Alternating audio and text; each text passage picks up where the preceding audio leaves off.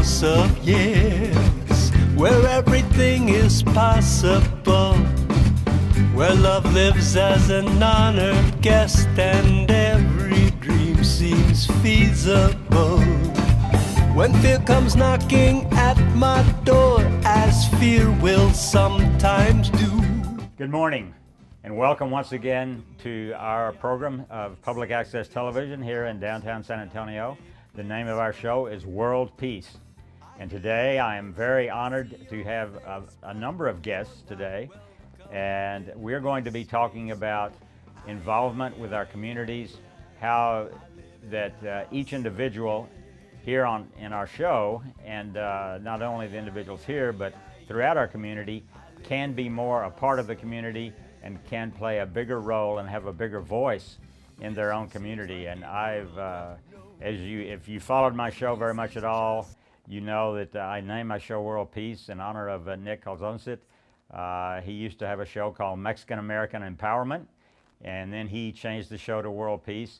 And he and I both felt very strongly that our community played a role in the global political system. And he often talked about women empowerment. And today we're going to introduce a number of guests and let each of them tell their story. So please just state your name and say a little bit about why you're here today. Okay, my name is Victor San Miguel. I am with the Carnalismo Brown Beret. I have been a Brown Beret since the middle 1960s, okay? A soldier for the Chicano nation. The reason I'm here is to try to bring attention to the stigma that the ex-con faces and the problems that he encounters out in the community. Let it be political, or let it be family, or let it be anything, an aspect of the general life in the community. I am here because I want to change the system. I am here to see what little I can do to better our community through the ex-con. The ex-con, when he comes out of prison, he is a marked man. He is a marked man in all aspects and levels of the community. Once you do your time, that should be it. That should be it. Once you're off paper, that should be it. But it's not. It's not. You go to prison, your family goes to prison with you, okay? That's a given. That's a given. So we have to look for ways to understand what the problem is. And we have to look for ways to solve this problem, for change.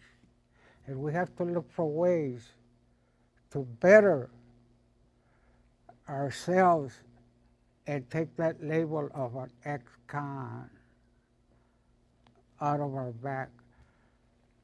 And the only way that I know how is through political change. Yes, I agree. We have to work with the politicians. We have to identify which politician is for the people and which is not. And we have to work to get rid of those politicians. Within the system, we need to change. And I thank you, Smith, for allowing me to have my little speech or little part in this thing here. Thank you very much. Okay, hi, my name is Marta Macias, and I'm with All of Us or None. I'm an organizer, and I also am impacted. I get out. I come out to the community and empower the importance of what it is to vote. A lot of people don't realize that as a formerly incarcerated person myself, and I also have a son that's incarcerated, I mean, through your vote is your voice. And we have to change the way society looks at us.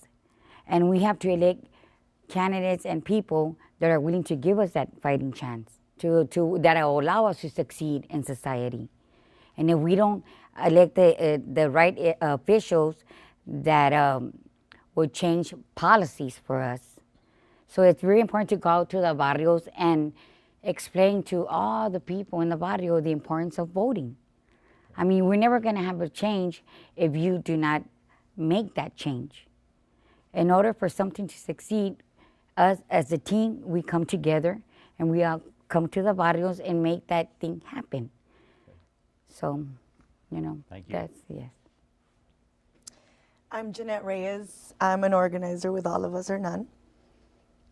And I love what I do. This has been my passion because I do it for the people. I do it for my loved ones. I do it for my children, my family, the families out there.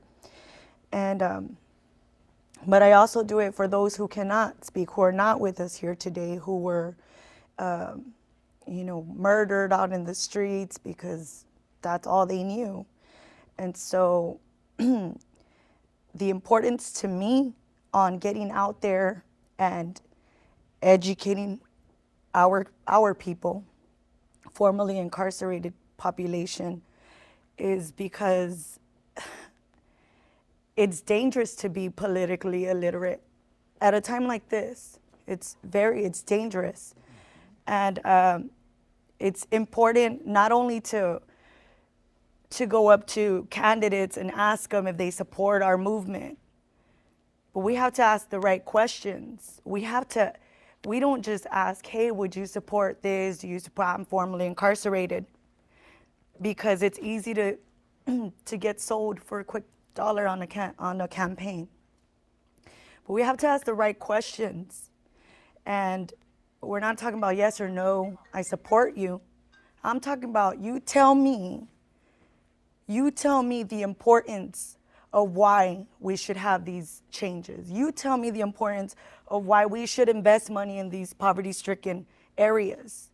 Give me the importance. And it's not that I'm assuming. I'm not going to assume that they're going to support our movement. It's that I'm not going to take no as an answer, whether they support us or not. And if they don't, and very, very few will be bold enough to say, I don't support you. Because we've had people who said, I don't care for that, straight to our faces. And that's fine. But for the ones who do, and we want to just hold them accountable, the first time I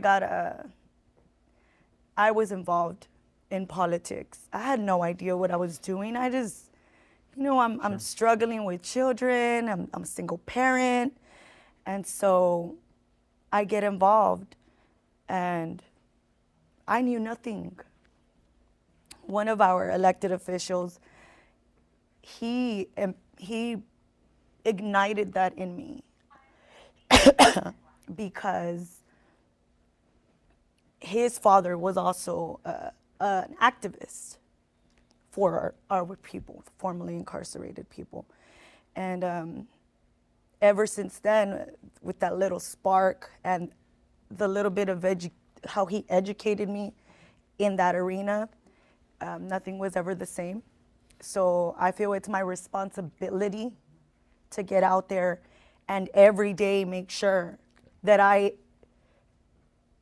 educated one person at least on the importance of how to get registered, their rights on their voting rights, and how to get people involved, if it's their families or whatnot, why they should get involved, because as I said, when I started off, I knew nothing.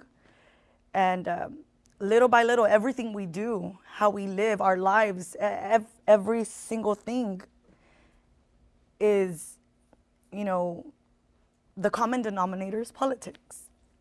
Yeah. What we pay in our taxes, yes. How our school systems are ran. I remember walking into school one day, my daughter's school, It was after school.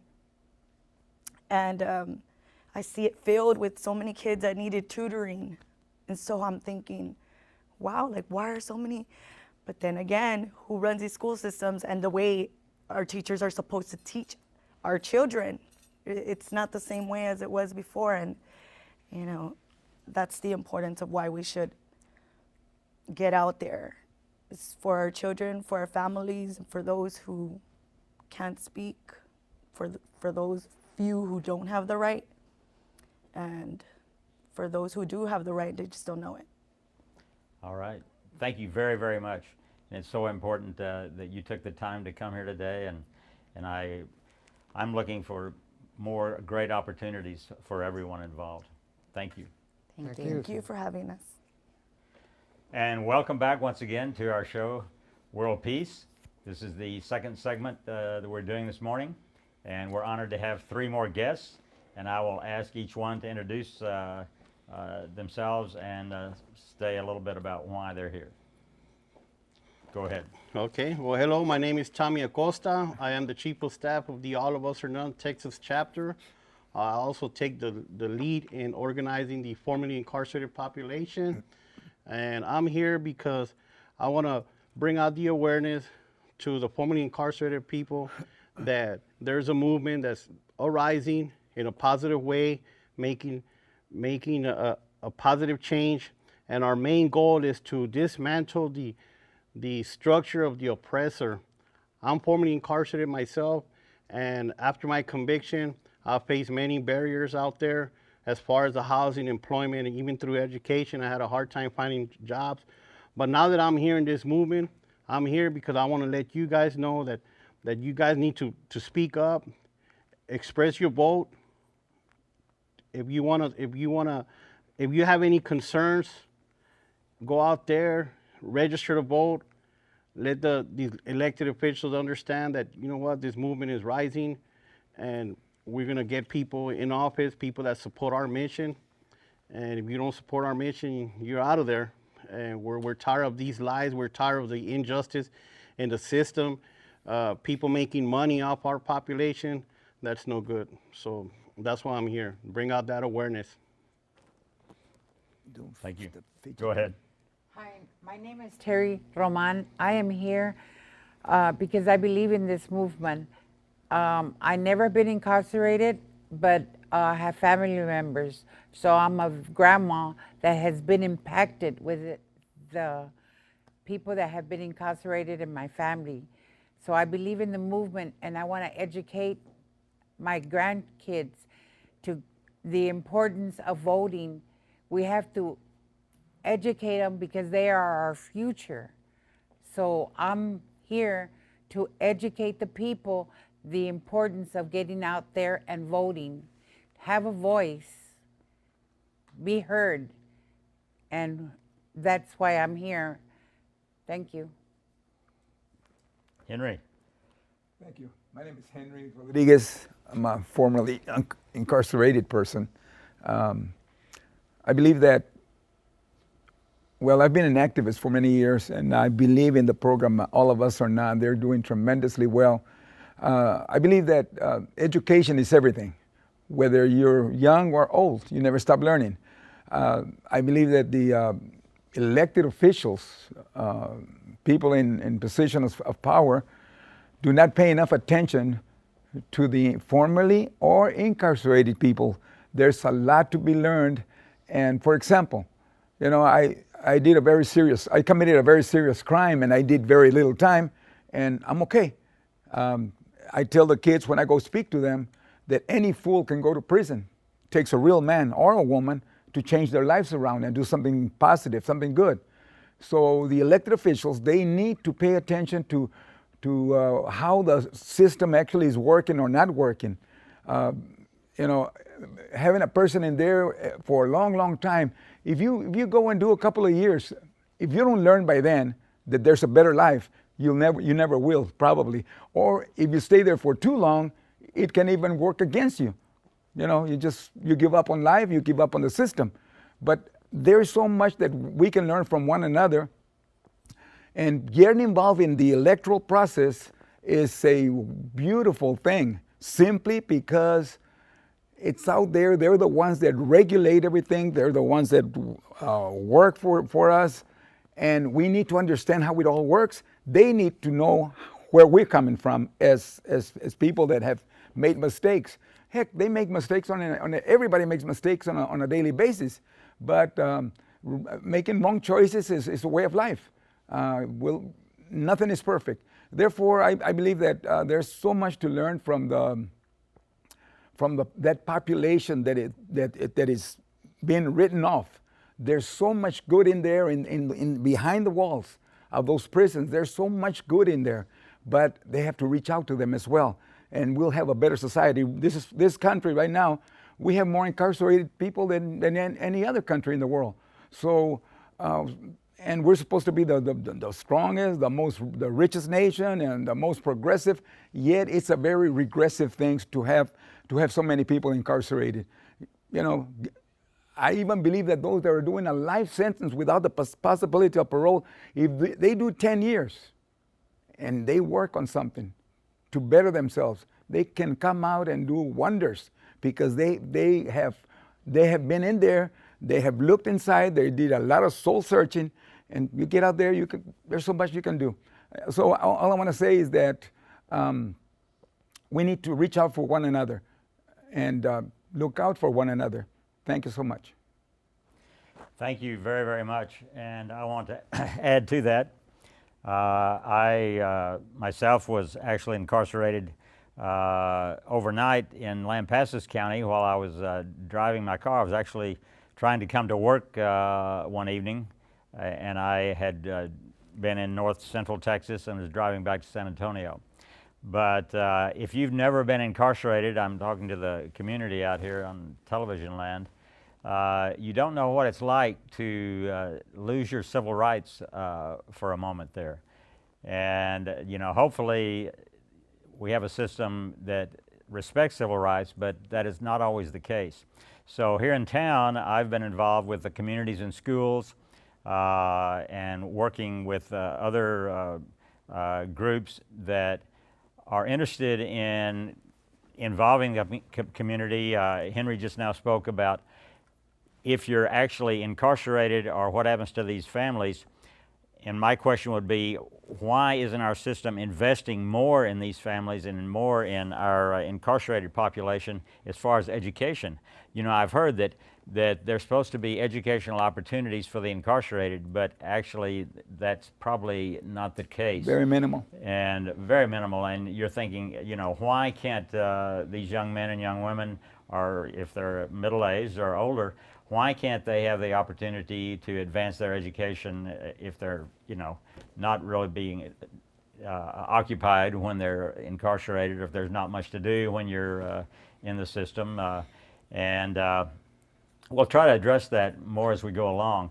But each of these people today has taken their time, and we hope that the community at large here in San Antonio, everyone watching our program, will find a way to get involved, because I was just thinking to myself, we've kind of talked about the government a little bit and the political system, but maybe not realizing how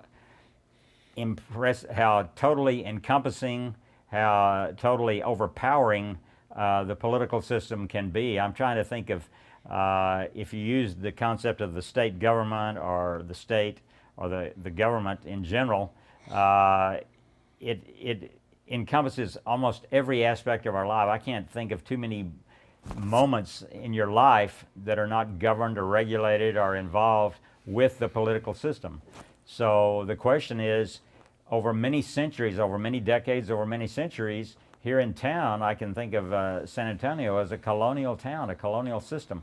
Why, after hundreds and hundreds of years, are we still doing the same things and not you know, improving the way humans relate to each other? We all need to cooperate with one another, because everyone has something to contribute. And if we want to make a better universe, a better solar system, we've got to start involving everybody in doing that, you know, because we've got a lot of problems, environmental problems, we've got a lot of political problems, and fighting among ourselves and letting others, you know, anger us and get us riled up for the wrong reasons, doesn't help. So thank you all. Thank you. Thank you. And welcome back to our third segment of our show this morning. We're going to wrap it up with the one of the longtime leaders of community action here in San Antonio, Mr. Stephen Huerta. And Stephen, tell us what happened this morning and what are we going to be doing from here on out? Well, that's a really important question because, today you had, multiple leaders Yes. that are in the movement, directly impacted people, making a difference in their communities, doing things that ordinarily we would not be doing. Right. You heard from Tommy Acosta, you heard from Jeanette Reyes, you heard from Martha Macias, you heard from Henry Rodriguez and Victor and all many wonderful people. And what we're trying to do here is bring awareness to a serious issue in America. It's about our voting rights. It's about our right to have a voice in our communities. And a lot of them mentioned many different things, and I'd like to piggyback on an example. Let's take education. Education in America is a threat to the American democracy.